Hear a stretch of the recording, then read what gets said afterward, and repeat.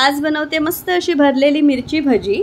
याआधी सुद्धा या मिरचीचे 2 व्हिडिओज मी बनवले आहेत, चॅनलवर आहेत, ते नक्की बघून घ्या।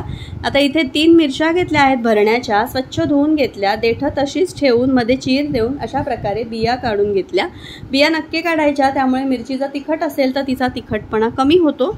आता यामध्ये भरण्यासाठी जे सारण बनवायचं आहे त्यासाठी 2 ते 3 उकडलेले बटाटे घेतले आहेत, सालं काढून घेतली आणि अशा प्रकारे छान असे मी बारीक फोडी करून मॅश करून घेतले हाताच्या साहाय्याने। हे व्यवस्थित मॅश करून घ्यायचे म्हणजे आपल्याला भरताना ते सोपं जातं। आता यामध्ये मसाले ॲड करते, ज्यामध्ये मी घातली आहे हळद, थोडीशी धणाजिरा पावडर, त्यानंतर आमचूर पावडर नक्की घाला, त्यामुळे छान अशी आंबटसर चव येते।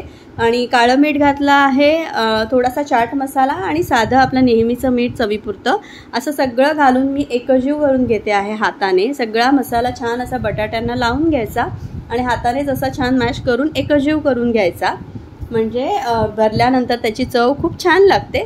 आता मिरची भजी भरायला घेते आहे, त्यासाठी आधी मिरचीच्या आतमध्ये असा एक मिठाचा हात लावायचा, त्यामुळे काय होतं मिरचीचा वरचा जो भाग आहे तो अळणी लागत नाही, सारणामध्ये ऑलरेडी मीठ आहे।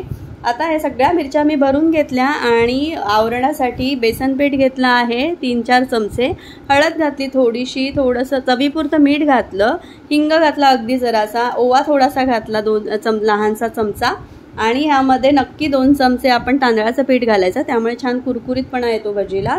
आणि अशा प्रकारे विस्करने मी हे पीठ बनवून घेतलं। कन्सिस्टन्सी खूप पातळ नको आणि खूप घट्टही नको, अशी कन्सिस्टन्सी ठेवायची आहे जी मी व्हिडिओमध्ये दाखवली, फ्लोईंग कन्सिस्टन्सी ठेवायची। आता मला मीठ थोडं कमी वाटलं म्हणून मी थोडंसं मीठ यामध्ये ॲड केलं। आता मिरची भजी बनवायला घेते, त्यासाठी तेल आधी छान कडक तापवून घ्यायचं आणि त्यानंतर एक एक मिरची या पिठामध्ये घोळवून तेलामध्ये सोडायची आहे आणि इथे दाखवल्याप्रमाणे मस्त अशी फ्राय करून घ्यायची, दोन्ही बाजूने खरपूस फ्राय करून घ्यायची। थोड्याशा लहान साईजच्या मिरच्या घ्यायच्या म्हणजे त्या तळायला सोप्या जातात। आता इथे या 3 मिरच्या मी मस्त अशा खरपूस तळून घेतल्या। खूप छान लागते ही रेसिपी, ही मिरची भजी नक्की करून बघा। कशी वाटली मला कमेंटमध्ये कळवा। आवडली तर चॅनलला लाईक करा, शेअर करा, सबस्क्राईब करा, माझे व्हिडिओ फॅमिली फ्रेंड्स ग्रुपमध्ये शेअर करा। अशाच माझ्या रेसिपीज पाहत राहा। थँक्यू।